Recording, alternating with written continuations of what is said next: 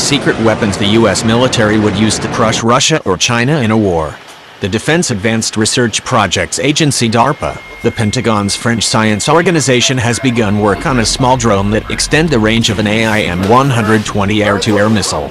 The flying missile rail could help U.S. Air Force and Navy fighters match and even exceed the ever-increasing range of Russian and Chinese-made missiles. The latest AIM-120 boasts a range of around 100 miles. China has been testing a very long-range air combat missile that apparently can fly as far as 200 miles. Perhaps just as importantly, Program Manager Jimmy Jones, an Air Force colonel, wants the robotic launcher to be cheap and easy to produce so that the military could quickly churn out hundreds of them just in time for some big shooting war.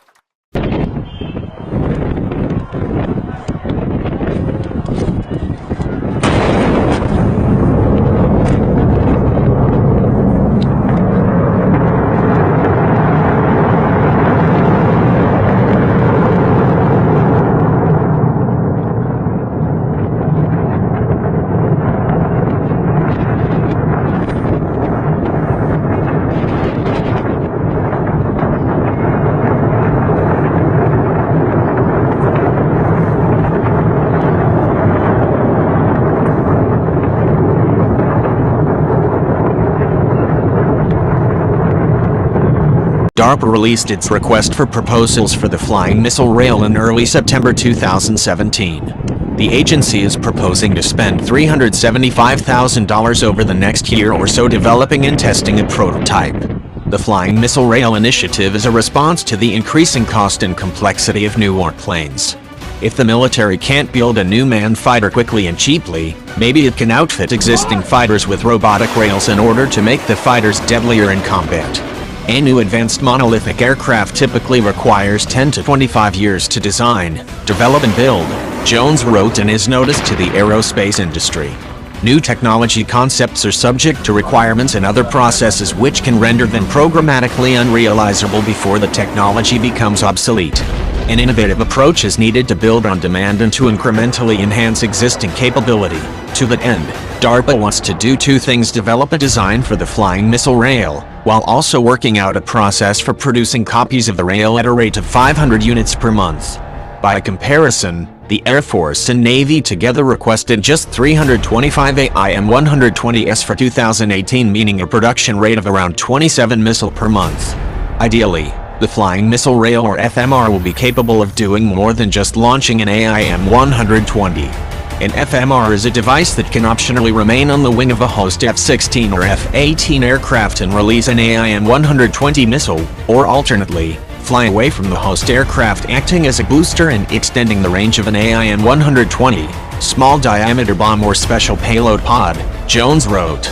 Once the FMR reaches the target area, the FMR vehicle would be capable of loitering until the weapon is released. DARPA hinted that industry bidders might also want to figure out how to fit two AIM-120s to a single flying rail.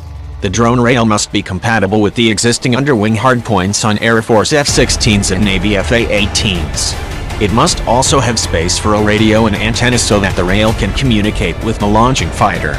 Jones stated in his notice that the FMR could share technology with the Air Force's Loyal Wingman program, which is building plug-and-play line replaceable units, basically boxes of radios, processors and other devices, along with preloaded software that can transform a manned fighter such as an F-16 into a semi-autonomous armed drone.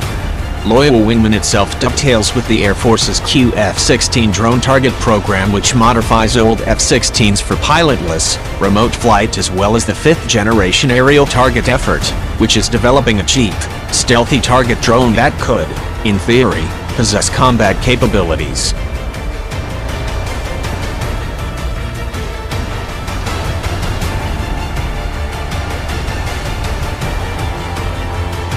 The Air Force is also working with drone maker Kratos on the so-called low-cost attritable aircraft of LCAA, which aims to produce a small, jet-powered armed drone that, like the Flying Missile Rail, and could be manufactured quickly and cheaply.